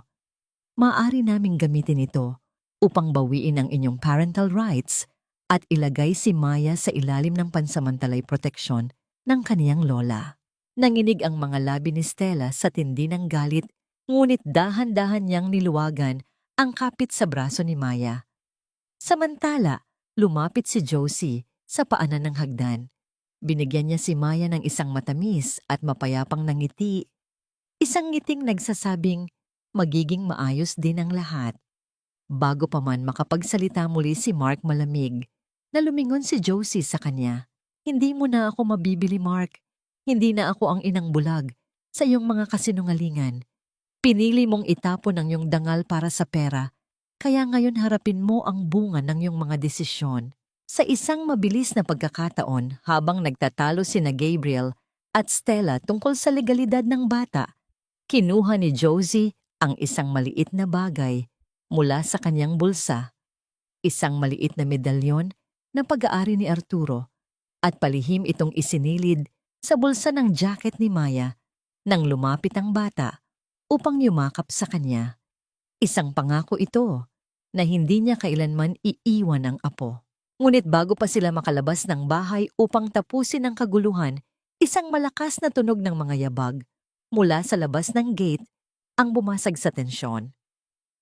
Ang mga boses ng mga lalaking naghahanap ng bayad sa utang ay narinig na hanggang sa loob ng sala. Ang mga loan sharks na matagal nang iniiwasan ni Stella ay narito na upang maningil. Napatigil ang lahat. Ang mukha ni Mark ay tila naging abo sa tindi ng takot. Ang bawat katok sa pinto mula sa labas ay tila isang hudyat na ang kaniyang mundong binuo sa pandaraya ay tuluyan ng lalamunin ng kadiliman. Tumingin si Josie sa kanyang anak at sa huling pagkakataon nakita niya ang isang estranghero na kanyang dating minahal. Ang marahas na pagtulak sa malaking pintuan ng sala ay nagdulot ng isang nakakayanig na tunog na yumanig sa bawat dingding ng bahay, tila isang babala na ang kapayapaan ay tuluyan ng lumisan. Hindi ito ang magalang na pagkatok ng isang bisita, kundi ang pagpasok ng mga aninong may dalang panganib at paniningil. Tatlong lalaking may madidilim na muka at matitigas na tindig ang pumasok ng walang pahintulot. Ang kanilang presensya ay tila isang laso na mabilis na kumalat sa marangyang silid na binuo sa kasinungalingan. Sinalubong sila ng nanlalamig na katahimikan ni Mark at ng nanginginig na katawan ni Stella. Ang kadeperaduhan sa mga mata ng mga lalaki ay nagpahiwatig na hindi sila aalis nang walang bitbit na kapalit. Nasaan ang pera, Stella? Ang boses ng pinakapuno nila ay tila isang malalim na ugong ng paparating na bagyo. Sabi mo sa oras na makuha niyo ang pirma ng matanda, mababayaran mo na ang kalahating milyong utang mo sa kasino. Tapos na ang palugit. Tila binuhusan ng nagyayelong tubig si Mark. Lumingon siya sa kanyang asawa, ang kanyang mukha ay namuo sa isang ekspresyon ng hindi makapaniwalang galit. Utang sa kasino? Stella, akala ko ba ang perang hinihiram mo ay para sa butik mo? Ninakawan natin ang mama ko para lang pambayad sa sugal mo. Ang hiyaw ni Mark ay punong-puno ng pait, ngunit hindi rin nagpatalo ang kaniyang asawa. Huwag kang magmalinis, Mark. Ang balik na sigaw ni Stella, ang kaniyang boses, ay pumiyok sa tindi ng desperasyon. Akala mo ba hindi ko alam? Ang perang ipinapadala mo buwan-buwan na sinasabi mong investment sa negosyo ay pambayad mo rin sa mga maling transaksyong pinasukan mo. Pareho tayong baon sa utang, kaya huwag mong isisi sa akin ang lahat. Ang pagbagsak ng kanilang mga maskara ay tila isang maruming palabas sa harap ni Josefina. Nakatayo siya sa tabi ni Attorney Gabriel, tahimik na pinapanood ang kanyang anak at manugang na tila mga asong nag-aagawan sa isang butong wala namang laman. Sa gitna ng kanilang pagbabangayan, muling lumuhod si Mark sa paanan ng kanyang ina, pilit na hinahawakan ng laylayan ng doster nito. Please, tulungan niyo kami. Alam niyo ang kapasidad ng mga taong ito. Baka kung ano ang gawin nila sa amin. Ang pagmamakaawa ni Mark ang kaniyang mga mata ay tila sa isang batang paslit na naghahanap ng proteksyon. Gamitin niyo ang trust fund. Iurong niyo ang freeze order. Utang na loob. Mabuhay namin ang nakataya rito. Tinitigan ni Josie ang kaniyang anak nang may matinding lamig.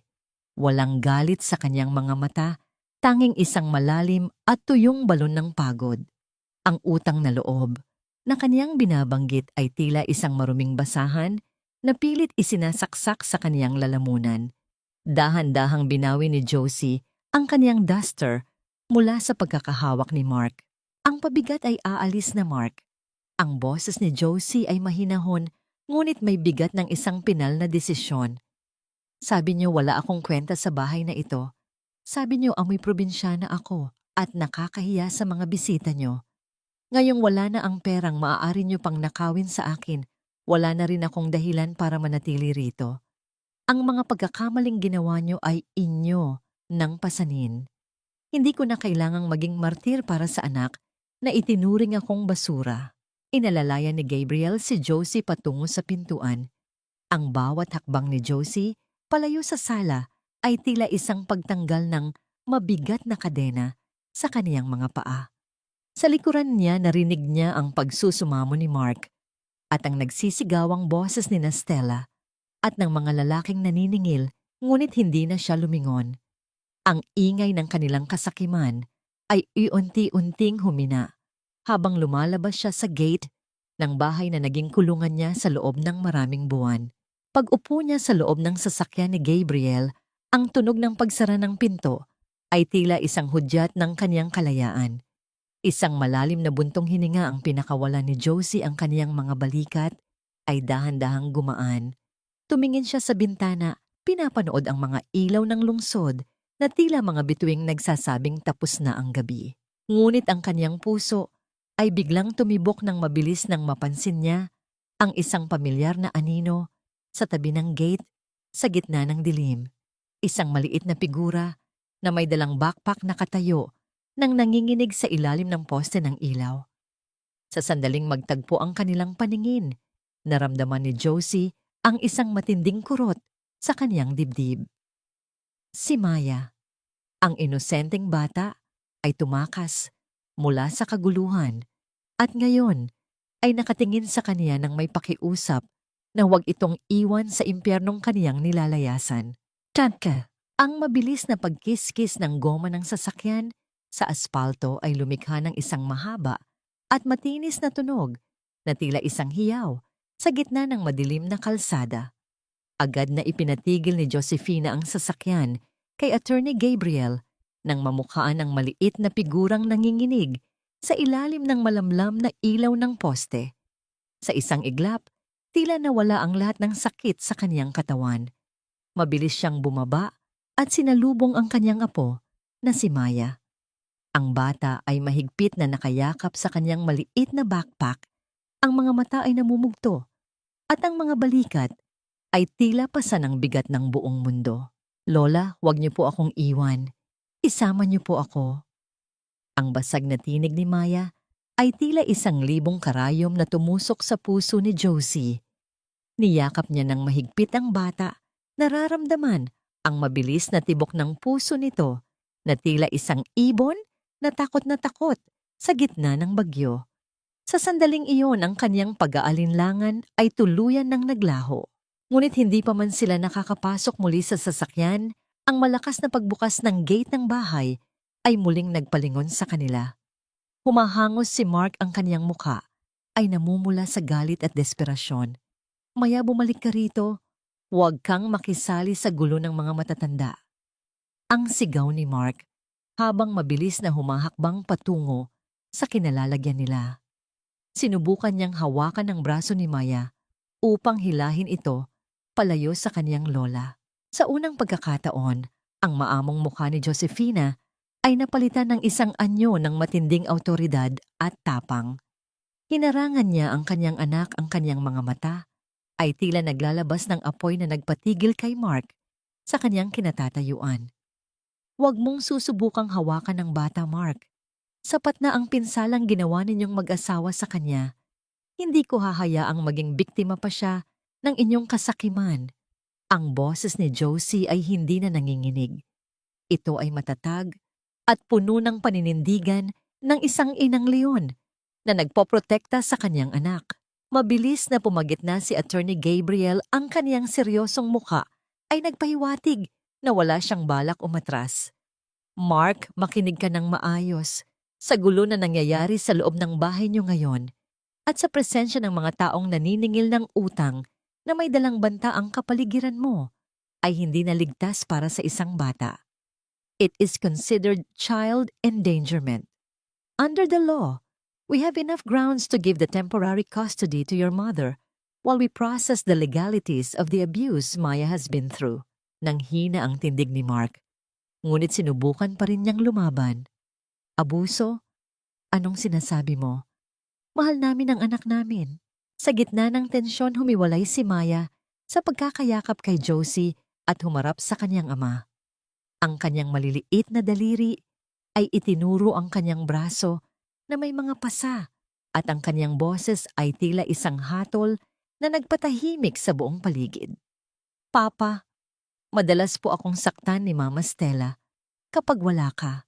Sinasabi niya na malas daw ako sa buhay niyo. Si Lola lang po ang nagtatanggol sa akin. Ayaw ko na po sa inyo. Ang bawat salita ni Maya ay tila isang malakas na sampal sa mukha ni Mark. Ang kanyang mga balikat ay dahan-dahang bumagsak, ang kanyang mga mata ay napuno ng matinding kahihiyan at pagsisisi na huli na para sa lahat. Wala siyang nagawa kundi panoorin ang kanyang ina na alalayan si Maya pasok sa loob ng sasakyan. Ang tunog ng pagsara ng pinto ay tila isang pinal na pagputol sa ugnayang matagal nang winasak ng pera at luho. Habang umaandar ang sasakyan palayo sa Manila, naramdaman ni Josie ang bigat ng kanyang ulo na ipinatong ni Maya sa kanyang balikat. Ang bata ay dahan-dahang nakatulog payapa at ligtas sa wakas. Ang bawat ilaw ng lungsod na kanilang nadadaanan ay tila isang alaala na kaniyang iniiwan sa limot. Pinanood ni Josie ang paglipas ng gabi hanggang sa dahan-dahang sumikat ang araw sa abot-tanaw, nagpapahiwatig ng pagdating nila sa kanilang destinasyon. Kinabukasan ang amoy ng sariwang hangin at ang huni ng mga ibon ay sumalubong sa kanila pagdating sa probinsya ng Laguna. Ang daan patungo sa lumang bahay ay puno ng mga alaala ng kanyang kabataan kasama si Arturo. Ngunit nang tumigil ang sasakyan sa tapat ng kanyang tahanan, ang puso ni Josie ay tila muling piniga. Nakatayo ang lumang bahay tahimik at tila nagluluksang kasama niya. Ngunit sa malaking gate na yari sa bakal, may nakasabit na isang kalawanging kandado at isang malaking karatula na nagpabago sa kaniyang paningin. Ang mga letra ay malalaki at malinaw, foreclosed, subject to immediate sale. Napahawak si Josie sa kanyang dibdib. Ang kanyang hininga ay naging mababaw habang pinagmamasdan ang karatula. Akala ba niya ay naisalba na niya ang lahat? Akala ba niya ay sapat na ang kanyang ginawa upang protektahan ang kanyang huling kanlungan? Ang bawat tibok ng kanyang puso ay tila isang paalala na ang laban ay hindi pa natatapos. At ang masakit na katotohanan ay tila isang anino na hindi niya matakasan sa ilalim ng maliwanag na sikat ng araw. Ang bawat letra sa mapanghusgang karatula na nakasabit sa gate ay tila mga buhay na uod na gumagapang sa paningin ni Josefina. Ang salitang foreclosed ay tila isang malupit na biro na humahalakhak sa kaniyang harapan, binubura ang lahat ng pag-asang kaniyang pinanghawakan sa buong biyahe mula sa Maynila. Ang kaniyang mga tuhod ay tuluyan ng nanghina at kung hindi lamang siya mabilis na naalalayan ni Attorney Gabriel, marahil ay tuluyan na siyang bumuwal sa tuyong damuhan ng kaniyang sariling bakuran. Arturo, patawarin mo ako. Maging ang huling kanlungan natin ay nawala na rin dahil sa akin. Ang kaniyang bulong na halos hindi na marinig dahil sa tindi ng paghikbi. Naramdaman niya ang maliit na kamay ni Maya na humawak ng mahigpit sa kaniyang duster. Ang bata ay nagtatanong sa pamamagitan ng kaniyang mga matang puno ng kaba. Ngunit sa gitna ng kaniyang kawalan ng pag-asa, naramdaman ni Josie ang isang matatag at mahinahong kamay ni Gabriel sa kaniyang balikat. Nang tumingin siya sa abogado, hindi pighati ang nakita niya, kundi isang banayad at makahulugang ngiti. Tita Josie, huwag po kayong mag-alala. Ang karatulang yan ay isa lamang sa mga desperadong hakbang na ginawa ni Mark. Noong sinusubukan niyang ibenta ang bahay ng ilegal, akala niya ay matatakot niya ang sino mang bibili o kaya ay mapapabilis niya ang proseso sa pamamagitan ng panlilinlang. Ang paliwanag ni Gabriel ang kaniyang boses ay puno ng katiyakan. Hindi niya alam na bago pa man pumanaw si Tito Arturo, mayroon na siyang inihandang lihim na proteksyon para sa inyo. Inilabas ni Gabriel ang isang susi mula sa kaniyang bulsa at dahan-dahang ipinasok sa kalawanging padlock. Ang tunog ng bakal na bumubukas sa ilalim ng puwersa ng susi ay tila isang hudyat ng muling pagkabuhay. Ang bahay na ito at ang lupang kinatatayuan nito ay nailipat na sa pangalan ng isang foundation bago pa man mamatay si Tito Arturo. At sa ilalim ng batas ng foundation na yon, kayo lamang ang may eksklusibong karapatan na tumira rito habang buhay. Hindi ito kailanman maaaring ibenta, isanla, o hiramin ni Mark kahit anong pirma pa ang makuha niya. Ang karatulang yan ay walang saysay. Tila isang malaking tinik ang nabunot sa dibdib ni Josie. Habang dahan-dahang bumubukas ang malaking gate, ang bawat pag-usad ng bakal ay naglalabas ng isang mahabang tunog na tila isang awit ng pagtanggap sa kanya. Pagpasok nila, sa bakuran sinalubong sila ng amoy ng tuyong dahon at ang katahimikan ng isang tahanang naghihintay na muling mabuhay. Dahan-dahang pumasok si Josie sa loob ng bahay. Ang bawat hakbang niya sa makalumang sahig na gawa sa nara ay naglalabas ng mahinang tunog na tila mga yabag ng kaniyang nakaraan. Puno ng alikabok ang paligid, ang mga muebles ay nababalot ng mapuputing tela na tila mga multo ng kahapon, ngunit sa bawat sulok ay nararamdaman niya ang presensya ni Arturo. Tumuloy siya sa kanilang lumang kwarto. Ang kanyang mga kamay ay nanginginig habang hinahawi ang makapal na kurtina upang papasukin ang sikat ng araw. Nang tumama ang liwanag sa loob, bumungad sa kanya ang altar kung saan naroon pa rin ang larawan ni Arturo payapa at tila nakangiti sa kanya. Lumapit si Josie at maingat na inalis ang makapal na alikabok sa salamin ng frame. Dahan-dahan niyang idinikit ang kanyang noo sa larawan, ang kanyang mga luha ay pumatak sa malamig na salamin. Narito na ako, Arturo. Salamat dahil hindi mo kami pinabayaan. Ang kanyang hikbi na ngayon ay puno na ng pasasalamat at kapayapaan. Isang buwan ang mabilis na lumipas mula ng araw na yon. Ang bawat sandali sa probinsya ay naging gamot sa sugatang kaluluwa ni Josefina. Ang bawat umaga na kanyang ginugugol sa pagdidilig ng kanyang maliit na hardin at ang bawat hapon na kanyang inilalaan sa pagtuturo kay Maya ng mga gawaing bahay ay uwent-unting naghilom sa mga sugat na iniwan ng Maynila. Ang bahay ay muling nagliwanag, puno na muli ng bango ng kanyang mga niluluto at ng tawanan ng kanyang apo. Ang kanyang mga kamay na dati ay nanginginig sa takot ngayon ay matatag na sa paghawak ng kanyang sariling kapalaran. Isang gabi, habang masayang kumakain ng hapunan sina Josie at Maya sa ilalim ng liwanag ng isang simpleng bumbilya, ang katahimikan ng gabi ay binuwag ng isang mahina at tila nag-aalangang katok sa kanilang pintuan.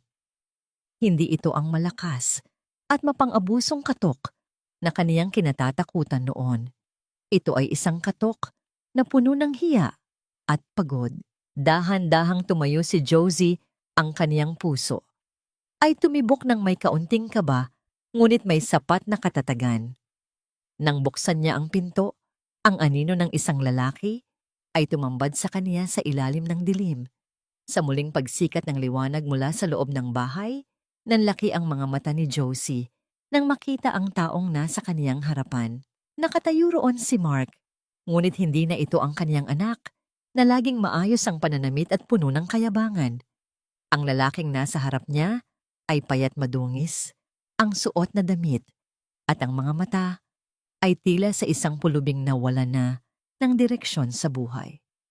Ang kanyang mga kamay ay nanginginig habang nakatingin sa kanyang ina, at sa gitna ng malamig na hangin ng gabi, ang katahimikan sa pagitan nila ay tila isang malalim na bangin na puno ng mga katanungan at sakit na hindi pa tuluyang naghihilom. Ang malamlam na liwanag mula sa bumbilya sa itaas ng pintuan ay tumama sa anyo ni Mark na tila isang aninong nabura ang dating kislap at gilas. Ang kaniyang mga balikat na dati ay laging nakataas sa kayabangan ay ngayon ay bagsak at nanginginig sa lamig ng hangin ng gabi. Ang kaniyang mga mata na dati ay puno ng pagkalkula sa kung paano makakalamang ay ngayon ay puno ng luha at labis na kapaguran. Dahan-dahang lumuhod si Mark sa harap ng kaniyang ina. Ang kaniyang mga tuhod ay dumiin sa semento ng beranda nang walang kahit anong pag-aalinlangan. Patawarin niyo po ako. Ang boses ni Mark ay gumaralgal, isang tunog ng pagbasag na nagmula sa kaibuturan ng kaniyang pagkatao. Iniwan na po ako ni Stella. Kinuha niya ang natitirang pera at ang mga alahas, pati ang sasakyang hindi pa bayad. Wala na po akong matuluyan. Hinahabol po ako ng mga pinagkakautangan namin sa Maynila. Nagmakaawa po ako sa kanila, pero wala silang awa. Naramdaman ni Josefina ang isang matinding kirot sa kanyang dibdib, isang pamilyar na hapdi na tila isang lumang sugat na muling binuksan. Tiningnan niya ang kanyang anak, ang sanggol na kanyang inalagaan sa gitna ng hirap, ang batang kanyang ipinagmalaki sa lahat. Ang bawat luhang pumapatak mula sa mga mata ni Mark ay tila mga patak ng asido na sumusunog sa kanyang puso bilang isang ina. Gusto niyang yumukod, gusto niyang yakapin ang kanyang anak at sabihing magiging maayos ang lahat. Ngunit bago pa man niya maihakbang ang kanyang mga paa, ang alaala ng malamig na tubig na pinaglabaan niya ng polo ni Mark ay muling nagbalik sa kanyang isipan. Naalala niya ang plano nitong itapon siya sa isang ampunan na tila isang basurang wala ng silbi. Mark, tumayo ka riyan! Ang boses ni Josie ay mahinahon, ngunit may isang uri ng katigasan na tila isang batong hinubog ng panahon. Hindi siya gumalaw mula sa kaniyang kinatatayuan sa may pintuan. May, please, patuluyan niyo po ako rito. Magbabago po ako. Magtatrabaho po ako rito sa probinsya. Huwag niyo po akong hayaang mamatay sa gutom sa kalsada. Ang pagsusumamo ni Mark, ang kaniyang mga kamay, ay pilit na umaabot sa mga paa ni Josie, ngunit mabilis na umatras ang matanda. Huminga ng malalim si Josie, ang kaniyang mga mata ay napapikit ng sandali upang pigilan ang emosyong nagnanais na lumunod sa kanyang katinuan. Nang muli niyang idilat ang kanyang mga mata, ang nakita niya ay hindi na ang anak na kanyang kailangan pang protektahan, kundi ang isang lalaking kailangang harapin ang bunga ng kanyang sariling mga desisyon. Dahan-dahang tumalikod si Josie at pumasok sa loob ng kusina. Ang kaniyang mga yabag sa kahoy na sahig ay seryoso at puno ng bigat. Ilang sandali lamang ay bumalik siya sa pintuan, bitbit ang isang balot ng pagkain na nakabalot sa malinis na tela at isang maliit na halaga ng pera, ang perang sapat lamang para sa pamasahe patungo sa bayan. Pinapatawad na kita, Mark, hindi dahil nararapat ka, kundi dahil ayaw ko nang bitbitin ang galit sa puso ko. Gusto ko nang mamuhay ng payapa kasama ang apo ko. Ang boses ni Josie ay tila isang hatol na walang pag-asa ng pagbabalik. Ngunit hindi na kita maaaring patuluyin sa bahay na ito. Ang tiwalang winasak mo ay hindi mabubuo ng isang gabi ng pagluha. Itong pagkain at pera ay ang huling tulong na maibibigay ko sa iyo bilang ina. Kailangan mong matutong tumayo sa sarili mong mga paa tulad ng pagpilit kong tumayo noong itinapon niyo ako. Wag naman pong ganito. Ang hikbi ni Mark na tila isang batang nawawala. Ito ang kailangan mo, Mark. Hindi pagkupkop, kundi ang pagharap sa realidad. Ang huling sabi ni Josie. Dahan-dahan niyang inilapag ang balot sa tabi ni Mark. Ang tunog ng dahan-dahang paglalapat ng kahoy na pinto ay tila isang pinal na tuldok sa isang mahabang kwento ng pasakit at pagtitiis. Narinig ni Josie ang mahinang paghikbi ni Mark sa labas ng beranda hanggang sa unti-unti itong lumayo. Kasabay ng tunog ng mga yabag na dahan-dahang nawawala sa kadiliman ng kalsada. Napasandal si Josie sa likod ng pinto, ang kaniyang mga kamay ay nanginginig, habang ang kaniyang hininga ay naging mababaw. Isang malaking bahagi ng kaniyang puso ang tila binunot, ngunit sa gitna ng sakit, naramdaman niya ang isang kakaibang uri ng kalayaan. Pagkaraan ng ilang sandali, lumapit si Maya sa kanya. Ang bata ay tahimik na yumakap sa kaniyang baywang. Lola, okay ka lang po? Ang tanong ni Maya nang may pag-aalala. Ngumiti si Josie at hinalikan ang tuktok ng ulo ng apo. Okay lang si Lola, anak. Tara na, kailangan na nating matulog. Habang inaayos ni Josie ang lamesa, bago tuluyang magpahinga, napansin niya ang isang sobrang puti na nakapatong sa ibabaw ng cabinet malapit sa pintuan. Iyon ang sobrang iniwan ni Maya kanina na galing sa kaniyang paaralan. Dahan-dahang binuksan ni Josie ang sulat at sa ilalim ng liwanag ng lampara, ang kaniyang mga mata ay nanlaki sa mababasang balita. Isang imbitasyon para sa graduation ni Maya, ngunit may kalakip na isang espesyal na nota mula sa kaniyang guro na nagpabilis sa tibok ng kaniyang puso. Ang nilalaman ng sulat na yon ay tila isang panibagong hamon at biyaya na hindi niya inaasahan na nag-iwan sa kanya ng isang mahalagang katanungan tungkol sa kung ano nga ba ang susunod na kabanata ng kanilang bagong buhay. Tanay, ang bawat sinag ng umaga na tumatago sa siwang ng bintana ay tila may dalang bagong uri ng init, isang liwanag na hindi lamang nanggagaling sa araw kundi mula sa kaibuturan ng kaniyang sariling kaluluwa. Nakatayo si Josefina sa harap ng salamin, dahan-dahang inaayos ang kaniyang buhok na kaniyang itinali ng maayos sa kaniyang batok. Wala na ang kupas na duster. Suot niya ang isang barot saya na yari sa pinong tela. Ang kaniyang anyo ay tila isang reynang muling nabigyan ng korona. Sa kaniyang mga mata, hindi na pighati ang nakikita, kundi ang kislap ng isang babaeng sa wakas ay natutunang mahalin at pahalagahan ang kaniyang sarili. Lola Luke, bagay po ba sa akin? Ang masayang tanong ni Maya habang dahan-dahang umiikot sa gitna ng silid. Suot ng bata ang kaniyang puting toga. Ang kaniyang mukha ay tila isang anghel na walang bakas ng takot na kaniyang naranasan sa Maynila. Lumapit si Josie at maingat na inayos ang kwelyo ng toga ng apo. Napakaganda mo, anak. Siguradong matutuwa ang Lolo Arturo mo kapag nakita kanya ngayon. Ang kaniyang boses ay naging malambing puno ng pagmamalaki na tila isang hiyas na kaniyang iniingatan. Ang dahan-dahang paghinto ng sasakyan sa tapat ng kanilang gate ay nagpahiwatig ng pagdating ni Attorney Gabriel. Paglabas ni na Josie at Maya, sinalubong sila ni Gabriel na suot ang kaniyang pinakamagandang barong. Ang kaniyang mga mata ay nagningning nang makita si Josie, isang titig na puno ng paghanga at malalim na respeto. Tita Josie, you look stunning today. At ang ating valedictorian, ready na ba ang nakangiting tanong ni Gabriel habang pinagbubuksan sila ng pinto ng sasakyan? Ang kanyang presensya ay tila naging isang matibay na haligi sa buhay ni Josie, isang kaibigan at anak na hindi kailanman naghangad ng anumang kapalit. Sa loob ng malaking auditorium ng paaralan, ang amoy ng mga bulaklak at ang ingay ng mga magulang na puno ng kagalakan ay pumuno sa paligid. Nakaupo si Josie sa unang hanay, ang kanyang mga kamay ay mahigpit na nakahawak sa kanyang bag habang hinihintay ang pagsisimula ng seremonya. Nang tawagin ang pangalan ni Maya Macareg bilang with highest honors, ang puso ni Josie ay tila sasabog sa tindi ng kaligayahan. Umakyat si Maya sa entablado. Ang kanyang maliliit na hakbang ay puno ng kumpiyansa. Nang iabot sa kanya ang gintong medalya, tumingin ang bata sa direksyon ng kanyang lola.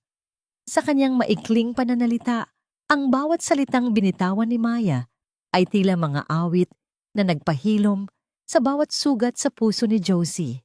Ang medalyang ito ay hindi po para sa akin. Ang boses ni Maya ay malinaw na umalingaw-ngaw sa buong auditorium. Ito po ay para sa aking lola Josie. Siya po ang pinakamatapang na taong kilala ko. Siya po ang nagligtas sa akin at nagturo sa akin na ang tunay na pagmamahal ay hindi nananakit kundi nagpoprotekta. Lola, para sa inyo po ito. Hindi na napigilan ni Josie ang kanyang mga luha, ngunit sa pagkakataong ito, hindi ito ang mga luha ng pait sa Maynila. Ito ay ang mga luha ng dalisay na kagalakan at pasasalamat.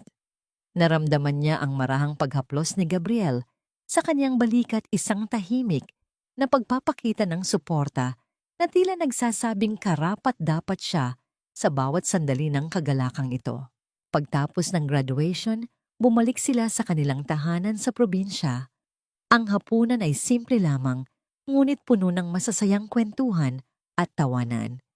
Habang pinapanood ni Josie ang kanyang apo na masayang kumakain, napagtanto niya na ang kanyang buhay ay hindi nagtapos sa pagtataksil ng kanyang anak. Sa halip ito ay isa lamang madilim na kabanata na kailangan niyang pagdaanan upang matagpuan ang tunay na liwanag. Habang unti-unting lumulubog ang araw sa abot-tanaw, lumabas si Josie sa kanyang beranda. Ang langit ay napuno ng kulay ube at ginto, tila isang obra maestra na ipininta ng tadhana. Hinaplos niya ang kanyang sariling buhok at tiningnan ang kanyang mga kamay na dati ay nanginginig sa takot, ngunit ngayon ay matatag na sa pagkapit sa kapayapaan. Wala na ang anino ng nakaraan, wala na ang boses ng panlalait. Ang natitira na lamang ay ang katahimikan ng kanyang puso na sa wakas ay nakahanap na ng kanyang tahanan.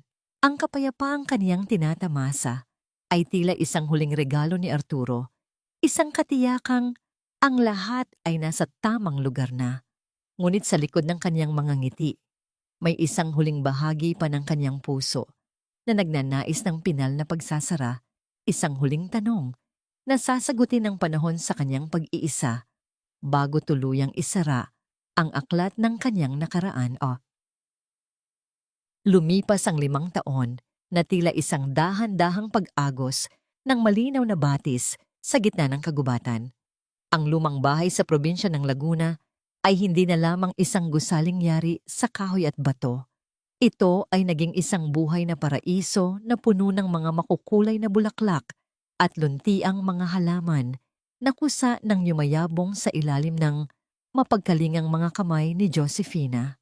Ang bawat sulok ng bakuran ay naging piping saksi sa kanyang muling pagkabuo mula sa mga sugat ng kahapon patungo sa isang buhay na puno ng katarungan at kapayapaan. Si Maya ay isa na ngayong dalagita matangkad at may mga matang laging nagniningning sa pangarap. Ang kanyang bawat hakbang sa loob ng tahanan ay may dalang musika ng tawanan na dati ay ninakaw ng takot. Si Attorney Gabriel naman ay nanatiling isang matibay na haligi sa kanilang buhay, isang kaibigang itinuring na ring pamilya na laging naroon upang magdala ng balita, tulong o simpleng pakikipagkwentuhan sa ilalim ng sikat ng buwan. Isang hapon, habang nagdidilig si Josie ng kanyang mga tanim, isang balita ang nakarating sa kanya tungkol kay Mark. Ayon sa mga nakakita, ang kanyang anak ay nagtatrabaho ngayon bilang isang kargador sa isang malayo at maliit na bayan. Nabubuhay ito ng mag-isa, payak at puno ng hirap, isang malayong imahe mula sa dating lalaking maangas at gahaman. Nabalitaan din niya na si Stella ay tuluyan ng naglaho pagkatapos itong iwanan ni Mark. Nang mabaon sila sa utang at balita, ay nagtatago pa rin ito sa batas hanggang ngayon. Napatigil si Josie sa kanyang ginagawa. Tiningnan niya ang kanyang mga palad na ngayon ay may mga kalyo na mula sa pagtatrabaho sa lupa, ngunit ang kanyang puso ay hindi na nakakaramdam ng hapdi. Napangiti siya nang marinig ang tinig ni Maya na tinatawag siya mula sa loob ng bahay para sa merienda. Ang katahimikan ng kanyang kaluluwa ay sapat na upang sagutin ang lahat ng katanungan ng kanyang nakaraan. Sa kanyang puso, natagpuan na ni Josefina ang pinal na pagsasara.